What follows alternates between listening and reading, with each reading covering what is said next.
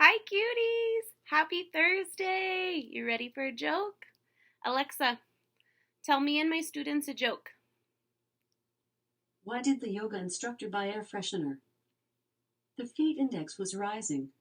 The yoga instructor had to buy an air freshener because the feet index was rising. That means they had stinky feet. All right, my friends, we are going to read today A Long Pitch Home by Natalie Lorenzi, and we are on chapter 19. You ready? If it were anyone but Hira screaming, I would think something was wrong. So when my little sister shouts, Carrie, all the way up the stairs this morning, all I do is just roll over and close. Oh, I'm sorry. Let me reread that sentence. So when my little sister's shouts, Carrie, all the way up the stairs this morning, I just roll over and close my eyes. So he's saying that the sound is traveling all the way up the stairs until the door busts open and ricochets off the doorstop. Bilal! Jalal! Hira has arrived.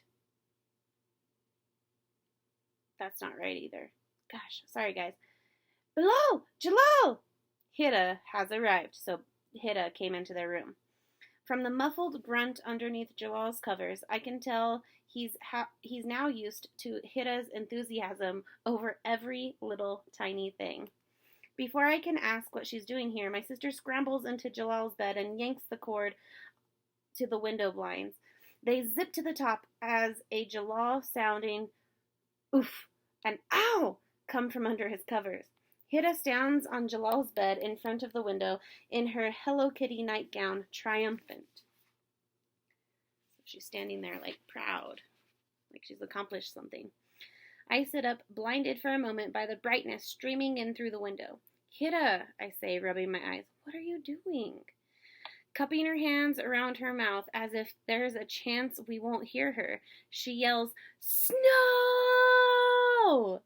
She claps and then points to the window with both hands.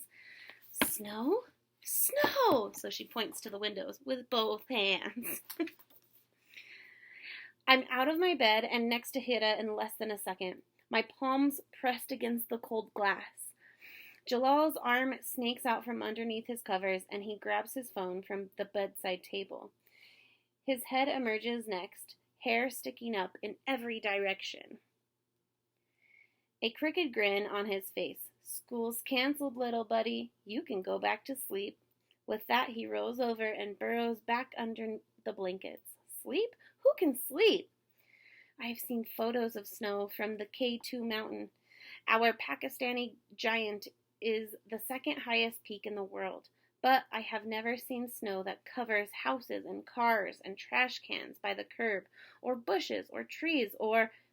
Olivia? Hey! Hira calls down to Olivia, who is dressed in puffy warm clothes and is shoveling snow from her driveway. Wait for me, Olivia, she calls over her shoulder as she darts out of the room. Jalal throws off his covers and sits up. Let's go check out the snow. I'm halfway down the stairs when I realize I skipped my Fajr prayer.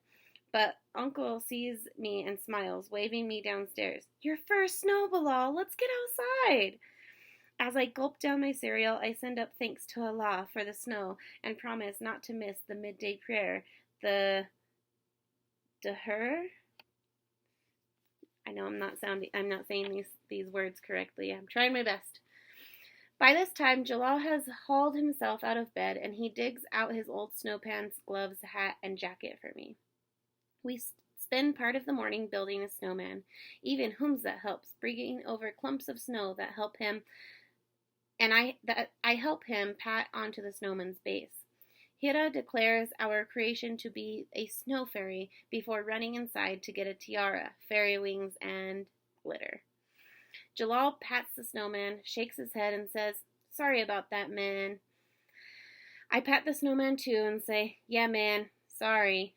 They're apologizing that the snowman's becoming a snow fairy now.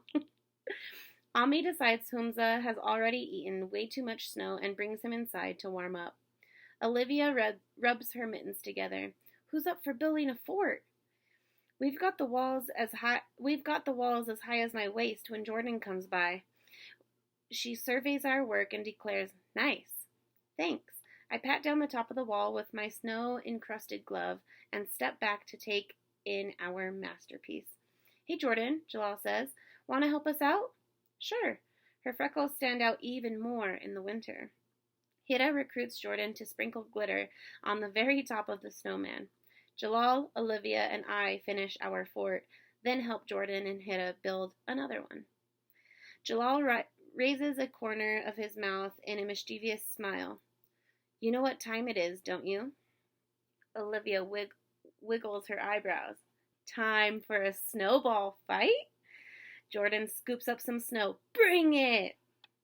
Hida cheers, even though I don't think she knows why. Jalal explains the rules. It's simple. The last one hit with a snowball wins. You can leave your fort to get a closer shot, but if you're pinged with a snowball, you're out. So it's kind of like dodgeball. Sounds like. Their rules, at least. He stands midway between the two forts. I'll referee. Hida slips her hand into Olivia's glove. "I'm on your team." Jalal smiles and shakes his head at Hida. "You two?" He jabs his thumb toward Jordan and me. "Against the two best pitchers around?" Hida looks at Olivia. "Are you good at this?" Olivia laughs. "I've been in my fair share of snowball fights." She looks at Jordan and me. "But these guys, they're going to be tough competition."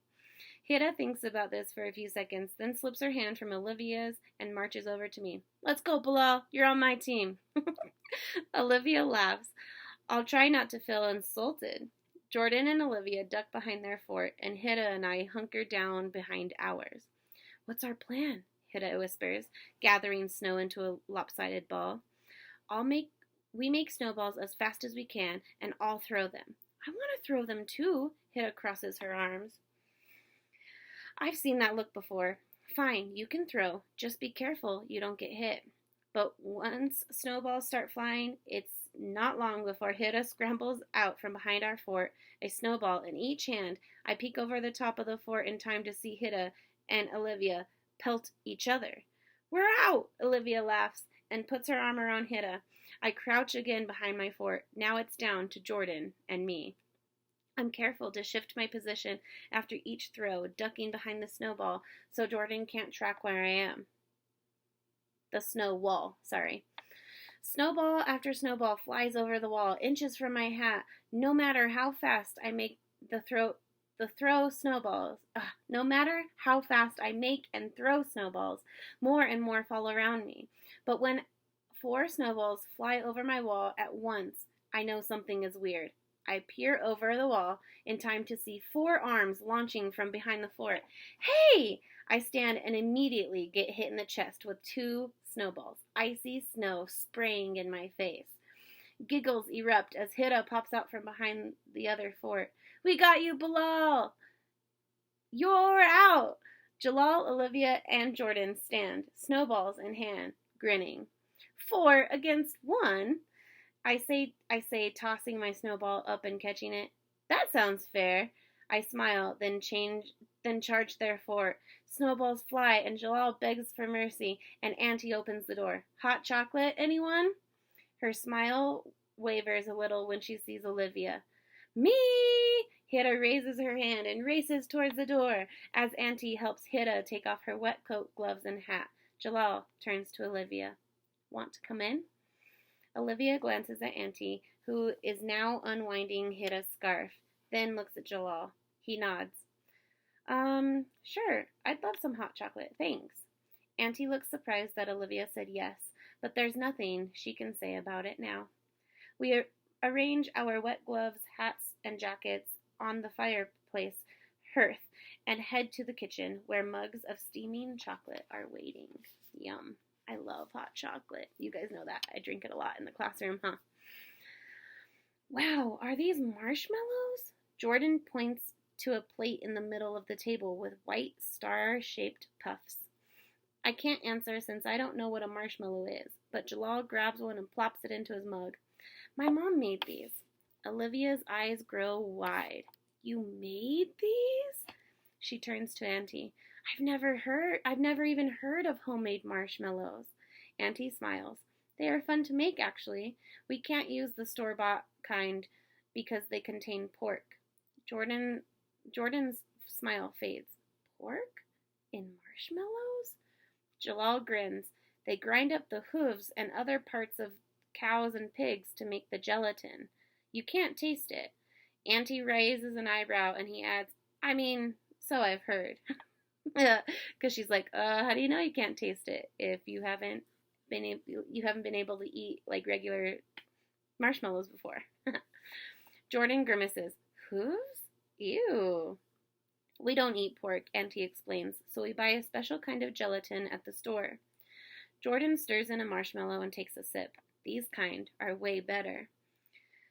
Olivia agrees. I've never tasted marshmallows this good before. Thank you. Auntie smiles and places another marshmallow beside Jordan's mug and another near Olivia's. Who's up for sledding? Jalal asks. Sledding? I ask. Jordan stares at me, then nods. Right. This is your first snow, isn't it? Mine too, Hida adds. You'll love it. Olivia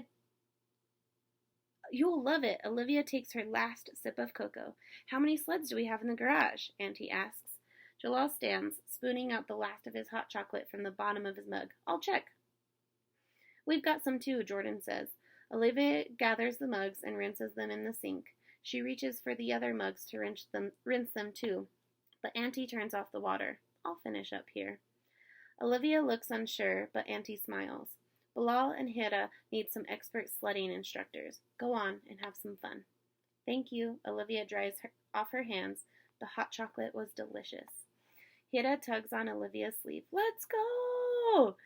10 minutes later, we're trudging down the street towards the park. Jalal and Olivia take turns pulling Hira on one sled, and Jordan and I tote the other two sleds behind us.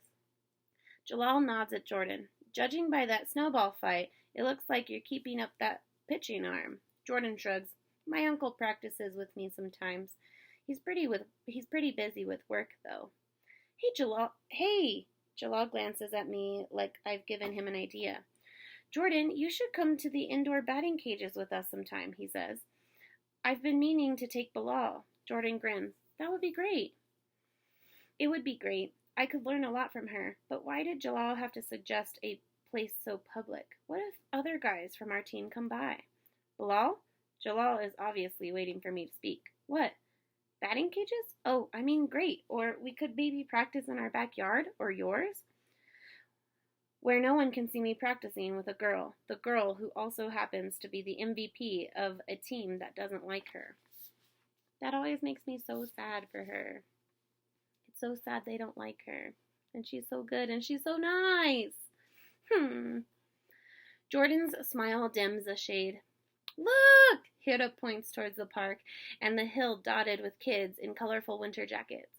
When we get to the top, we peer down the steep side, where all the big kids are. There must be 50 people here, sledding down the center of the hill, picking themselves up at the bottom or pulling their sleds back up for another run. Jalal tells Hira she'll have to stick with the gentler hill on the other side, and I expect her to protest, but judging by her wide eyes and clenched jaw, she just grips the saucer sled. I think the smaller hill is perfect for her. She seems a little scared, huh? Jalal and Olivia offer to stay with Hira so Jordan and I can take the big slope. Jordan stuffs the tops of her gloves into the cuffs of her sleeves and pulls her hat down over her ears. You want a race? Of course I do. We each settle into a sled, bits of snow falling from our boots into the slick orange plastic. I brace my feet against the curved lip of the sled and grab the yellow rope, wrapping it once around my gloves. On your mark. Jordan's eyes narrow. Get set. She looks down the hill. If these sleds had engines, they'd be revving up loud and long. Go! I say, laughing at her surprise as I steal the head start. After all, this is my first time ever on a sled. She passes me 1 second later. Her gloved hands paw the snowy ground faster and faster. I do the same, But as I catch up to her, she reaches for the edge of my sled. I yank on my rope and steer the sled from her path, but I lean too far. My sled tips over, spraying snow down the hill and into my face. Jordan's sled speeds ahead, but when she raises her arms in victory, she loses her balance and tumbles into the snow. Ha! I say, throwing a snowball that splats against her knee. She returns a snowball of her own, and soon we're laughing and dodging, and it almost feels like the fun I used to have with Madassar, only with snow. My arm is pulled back, ready to let another snowball fly, when I hear my name. It's Henry and Akash. Hey, Bilal, Akash says. He gives Jordan a nod, and her smile disappears. Hi, guys, I say, catching my breath. So, Henry says, you want to sled with us? He folds his arms across his chest. He doesn't look at Jordan. Sure, I say, meaning we can all sled together. Jordan picks up her sled. I gotta go. She brushes the snow off of her jacket. I want to tell her to stay, but I can see the guys don't want her to. They don't say it, but Jordan must know too. She turns to leave. Wait! I hold out her sled. She shakes her head. Just drop it off at my house when you're done. Thank you, I call after her, hoping she'll change her mind to stay. She doesn't. Come on, man, Henry says. You'll have way more fun with us. We sled for another hour, and the funny thing is, I don't have more fun with them. In fact, I don't have much fun at all. As I slide down the hill, they shout things I don't know, like Banzai! And phrases that don't make sense, like, you're going down, sucker! Aren't we all going down the hill? Although, I would never admit this to anyone. I wish the guys had never showed up. Sledding was a lot more fun with Jordan. Chapter 20. It's official. I don't need ESL class anymore. When I left Mr. Jacobs' room yesterday for the first time, he high-fived me on the way out the door. Bilal, this is it, my man. But to tell the truth, I'm going to miss ESL.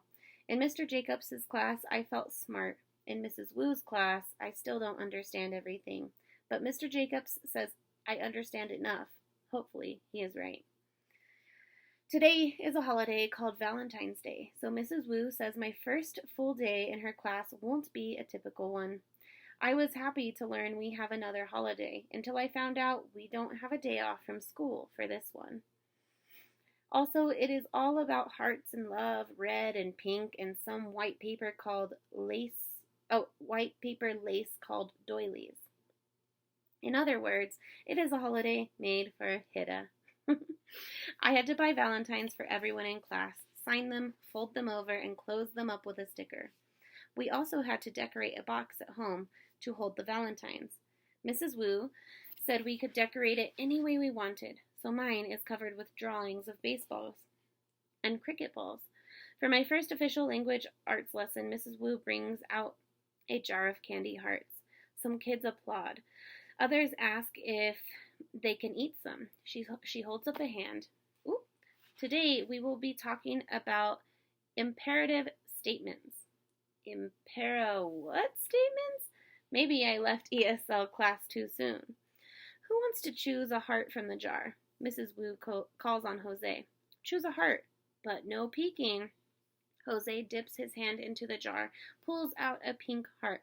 What does it say? Mrs. Wu leans closer to inspect the candy in Jose's palm. Be mine. Jose does not look happy about this message. One of the most famous imperative statements ever, Mrs. Wu claims. Imperative statements are requests or commands. She takes out 5 plastic containers, one labeled imperative statements and the others with blank labels. She thanks Jose, then asks for another volunteer. Tia raises her hand. Pick a heart, Mrs. Wu says. Any heart. Like the magicians do, they say, pick a card, any card. Tia chooses one that says angel. Mrs. Wu holds it up, even though the letters are too small to read. Imperative statement or something else. I know angel is not a command or a request, but I don't know what to call it in English. It's a noun, someone calls out. Correct, Lucas. Mrs. Wu puts the heart into a different bucket and prints nouns on the label. We did nouns the other day, last week, sometime. So we know what nouns are. Tia sits down and Mrs. Wu gives each table group a paper cup filled with candy hearts. You'll be grouping your hearts into parts of speech. Later on, we'll figure out how we'll need to label these other containers. Our group works together to find imperative statements like hug me and text me, but we also find more embarrassing ones like kiss me. We find nouns and adjectives like sweet pea and love bug, and plain adjectives like cute. And then we find some that we don't know how to label, including hey babe. At the end, we each get to keep 5 hearts to munch on while we do our independent practice, coming up with 5 imperative statements of our own. Everyone starts on their lists as Jordan leans over and whispers, "We could come up with baseball ones, like play ball." I nod. Or one I always hear, "You're out." Jordan laughs, then says, "I think that's declarative, though, not imperative." Before I can ask what that means, Mrs. Wu approaches our desks. "Jordan and Bilal, please respect those around you. Group work is over, and this is independent work." My face feels as red as Jordan's looks. I number my paper from 1 to 5. What can I write for my first answer? While I'm thinking, a candy heart hits Jordan's desk and bounces onto mine. We both look around to see who threw it, but everyone is bent over their papers, scribbling away. Not even Mrs. Wu noticed. I shrug and pick up the heart. It reads, "Lovebirds." I don't get it. I think it would go in the adjective noun bucket. But I don't get the message. Jordan must see my confusion because she holds out her hand. I give her the candy. She reads it, frowns, then rolls her eyes and shakes her head like it's no big deal. I somehow come up with 5 imperative statements, and then it's time for the party. Mrs. Wu sets a cupcake platter, bowls of chips, and bottles of juice on the back table. "Time to set out your Valentine boxes, everyone." Mrs. Wu even has one of her own, covered in shiny red paper. "Once your box is out on your desk, it's time to distribute your Valentines." I dig out the Valentines from my backpack and start putting them into people's boxes. The store didn't have any Valentines about cricket, so I got some baseball ones instead. Once we finish, we get our food and open our boxes. Mine has a jumble of small white envelopes, some with candy or pencils taped to them. Others are folded over and closed with stickers. Jordan holds up my card, a picture of a baseball that reads, "Have a ball, Valentine." "Thanks," she says, grinning. I dig through the box and find the one from Jordan, a picture of a baseball mitt that reads, "You're a catch, Valentine." I don't really get it, but I smile at the way she signed her name in bubble letters. That must have taken a long time. At the bottom, she's written, "Practice today. My house?" ? I nod. I definitely need help with my curveball. Jordan gives me a thumbs up. On the bus ride home, I slide into the seat with a Akash across the aisle from Henry. "So, did you guys get anything good at your party?" Akash asks, pulling a Valentine from his bag. "I love these." He rips off the miniature chocolate bar taped to the Valentine, tosses the card back into the bag along with the wrapper, and pops the chocolate into his mouth. Henry takes out his bag, and I open the lid to my box. Akash peers inside, rummages around, and pulls out a lollipop. "These are good," he says, through a mouthful of chocolate. I like the bubble gum in the center. I'm about to say he can have it when the bus goes over a bump and some of my Valentines spill into the aisle. Uh-oh. Henry reaches down and picks them up. "Thanks." I hold out my hand for my Valentine, but Henry pauses, reading one of the cards, the one from Jordan.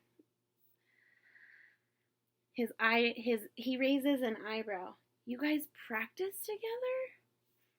I wish he would keep his voice down. I glance back at Jordan, who sits 2 seats behind us reading a book. I snatch the Valentines from Henry's hand and stuff them back into my box. Akash leans over to look at Henry. Who practices together? Henry nods in Jordan's direction. Jordan and Bilal. He looks like I've just punched him. Akash shakes his head. You practice with her? Why? I should say because she's a good pitcher, and because I have fun with Jordan. But Akash says, she took Henry's spot on the team, man. Jordan looks up from her book. She glares at Henry. I guess he could say I took his spot too. I know how much Henry wants to be a Cardinal, but it's not Jordan's fault that he will still be a Phoenix in the spring. Maybe next fall he will have a better tryout. So it's true? Akash asks. Do you practice together? I turn toward Akash so Jordan can't see me. In a low voice, I say, nah, she just wrote that. I shrug, hoping Henry will believe me. My lie seems to satisfy Akash. Akash leans out into the aisle. Maybe we should all practice, though. The season starts up again next month. Henry stays silent. I don't look back at Jordan. When I get off the bus, Akash watches me through the windows. Without waiting for Jordan, I head up the sidewalk. When the bus finally pulls away and I know the guys can't see me anymore, I turn. But Jordan isn't walking behind me.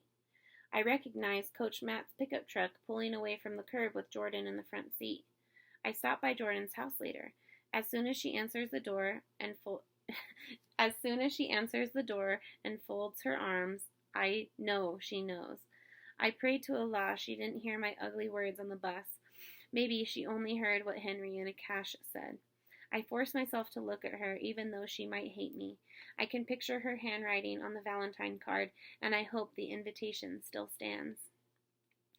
Do you still want to practice? Jordan tilts her head. Nah, she says. I just wrote that. Ah, she heard him! And she goes to close the door. Wait! I put out my hand, and she almost closes my fingers in the door. Take your hand away. Okay, but can you listen first? She appears to think about this for a few seconds. Fine. I take my hand back, relieved to still have all my fingers. I'm sorry for my words on the bus. She tilts her head and narrows her eyes. So why'd you say that? I take a deep breath, but it doesn't help me to think of the right words to say. When I don't answer, she says, I'll tell you why. She unfolds her arms and puts one hand back on the doorknob and the other on her hip. It's because you don't want to be seen with me, because I'm a girl and obviously everyone on the team has a problem with that. I open my mouth, but nothing comes out. Jordan shakes her head. I thought you were different. You didn't really fit in either. I thought we could be friends. I find my voice, but we are friends. She raises an eyebrow. Yeah, when no one else is around. I don't need friends like that. Good for her. I think I see her eyes go shiny, but she looks down before I can tell. All shiny with tears. 2 seconds later, she looks up again, and I think I must have been mistaken. I only practiced with you because I could tell you needed it.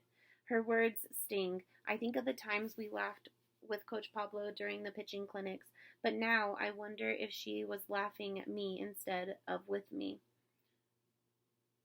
I wonder if she was laughing at me instead of with me. I slide my hands into my jacket pockets. Well, you do not have to feel sorry for me anymore. And with that, I turn and walk back down the front walk. When I reach the sidewalk, I stop. Maybe I should try to apologize again. Jordan is right. She doesn't need friends who don't want to be seen with her. But I also don't need friends who feel sorry for me. I walk all the way home without turning around. I tell Ami I have homework to do and take the laptop up to my room. But what I really need to do is to talk to Baba. I double-click the Skype app and go to Baba's icon, which says offline. I try calling on the regular phone, but the power must be out again in Karachi because a recorded message says, the number you have dialed cannot be reached at this time. I close the laptop, fold my arms on top, and lay my head down. I don't want to reach a number. I want to reach Baba, and not only at this time, but all the time, every day. That's it. That's it. Tomorrow we will read chapter 21. We have 10 more chapters. There are 31 chapters, so we're getting close to the end. Close to the end. Alrighty, my friends, that is our read aloud for today. Now I'd like you guys to go spend 20 minutes on math and 20 minutes on language arts for iReady. For both of them, math iReady, language arts iReady, and that's all you have to do today. Listen to our read aloud, 20 minutes of math iReady, 20 minutes of language arts iReady, and that's it. And I'll see you here tomorrow. See you later.